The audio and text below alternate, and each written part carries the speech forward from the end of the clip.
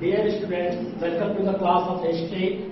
Today we will be discussing about the chapter 1 Rise of Nationalism in Europe of class 10.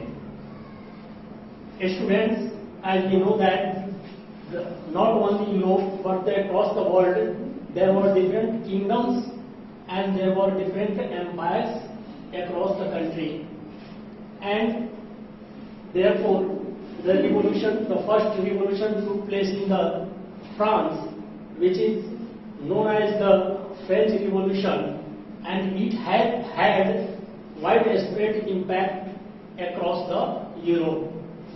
Then today we will discuss this. The first point, emergence of nation state, emergence of how different nation states were formed in Europe.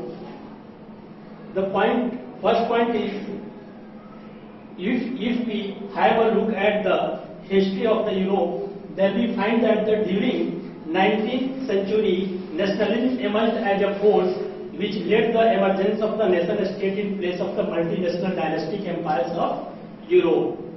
It means during 19th century, the nationalism was such a force that led to the emergence of different nation states in place of the multinational dynastic empires of Europe. As we know that in 1789, the French Revolution took place in France against the monarchical order in France. According to this French Revolution, this paved the way for the formation of the modern nation state in Europe. French Revolution also questioned the old monarchical order and encouraged the development of the popular nationalism. It means because of the French Revolution, the nationalism came into being in Europe after 1789. Because of the French Revolution, the centralized administrative system was also introduced with a uniform law for all citizens. It means the French Revolution introduced such a centralized administrative system according to which the uniform law was in place across the Europe. Now, if we talk about the language of the Europe, then we find that the regional dialects were discouraged. Regional dialects, it means the regional languages were discouraged, and the French language as spoken and written in Paris was accepted as a common language of the country. Then, now we came to know about this emergence of nation state. Now, the second point is Napoleonic Code, which is related to the Napoleon Bonaparte, and we will be discussing about this Napoleonic Code. It means the question is, what is Napoleonic Code?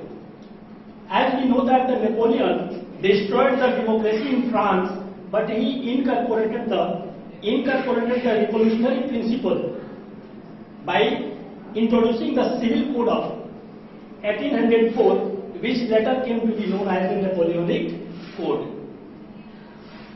That is, the Napoleon destroyed the democracy, but he incorporated and introduced some revolutionary principles, according to which a Civil Code of 1804 was formed, and this later came to be known as the Napoleonic Code. The code removed all privileges. As we know that according to the rule of the dynastic family, there were some privileges to the higher classes, aristocratic classes, and the ruler. But according to this code, means Napoleonic Code, all privileges given to the royal family were removed. That was mainly based on the birth. Napoleonic Code also established equality before law. It means the each and every person of the state will be equal before the law, and this code also secured the right to property. It means that any person could have the right to property. Administrative division was also introduced according to this Napoleonic code. This code also abolished the feudal system and freed peasants from serfdom and manorial dues. What does it mean? What does mean the serfdom? The serfdom, it means the peasants were working under the feudal system and they were being paid a little amount of money as wage, and there were some manorial dues. It means they used to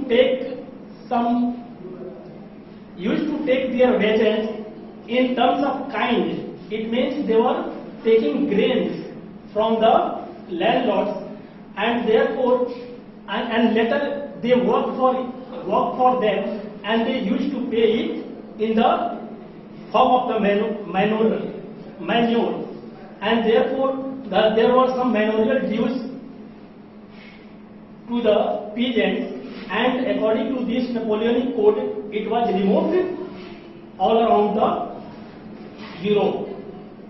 Now we will move on to the next topic, which is the making of nationalism in Europe. The making of nationalism in Europe. There are some important factors, students. There are some important factors which led to the rise of the nationalism in Europe. Those factors are the rise of new middle class, the second, the spread of the ideology of liberalism, the new spirit of conservative, and the Treaty of Vienna, and the last point, but not the least, this is the rise of revolutionaries. We will discuss about this one by one. Then first we will discuss this is the aristocracy and the new middle class. The next point is the aristocracy and the new middle class we will be discussing about. The socially, when we have a look at this point, we find that the socially and politically a landed aristocratic class were dominant across the continent, across the Europe. They owned estates and property. This class, aristocratic class, had estates and property both in countryside and in the town houses. Countryside, it means in the rural areas they had property, and in town they also had some property. When we look at the western and central parts of Europe, we find that there was a commercial classes was there, whose existence was based on the production for the market. There was a commercial class in Europe, and their existence was based on the production for market. It means they were producing goods for the market, and they used to sell it in the market. Now we look at the industrialization. Then we find that due to industrialization, the new social groups, a working class population and middle classes made up of industrialists.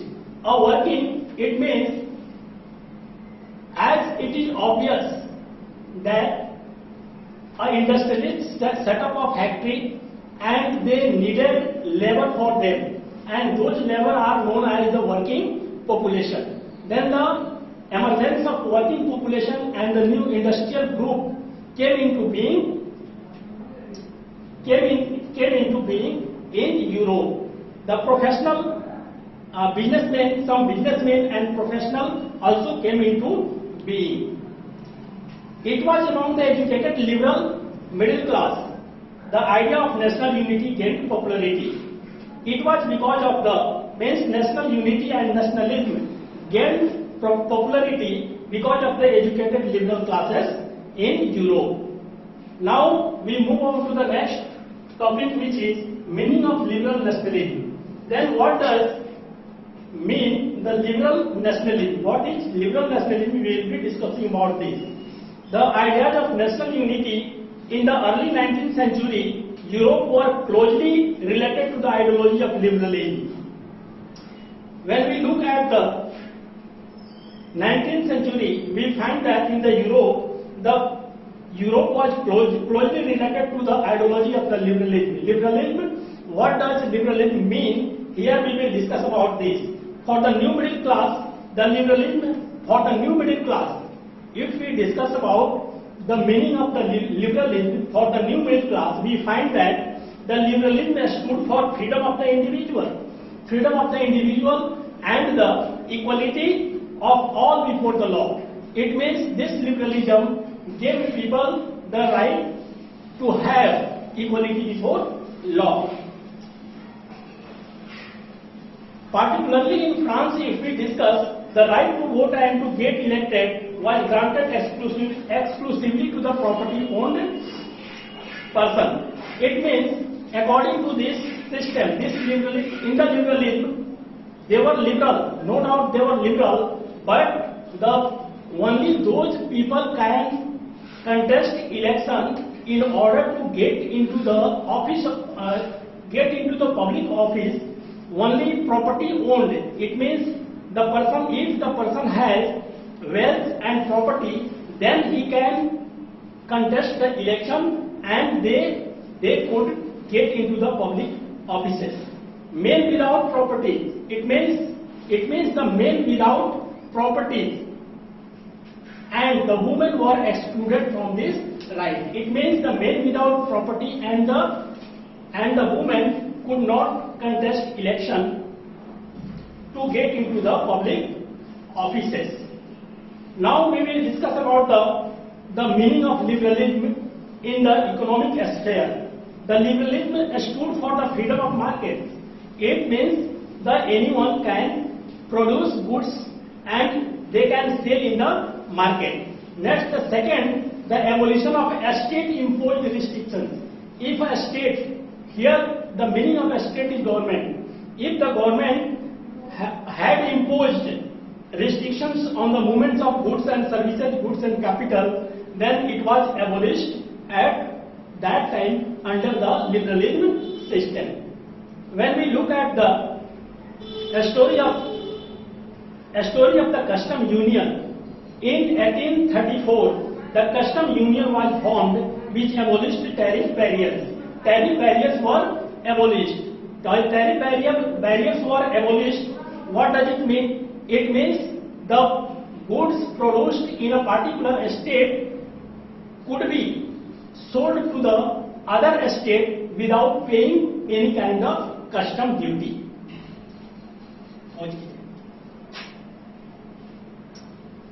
Students, now we now move on to the next topic, which is a new conservatism after 1815. Following the defeat of Napoleon in 1815, it means Napoleon was defeated in 1815, and then the European governments were driven mainly by the conservatism. Then what does conservatism mean here? We will discuss about it. The conservatives believe that the established traditional institutions should be preserved. According to this, the state and society like monarchy, the church, social hierarchies, property and the family should be preserved. It means the conservatism allows the monarchy, the church, social hierarchies, property and family should be preserved under the conservatism.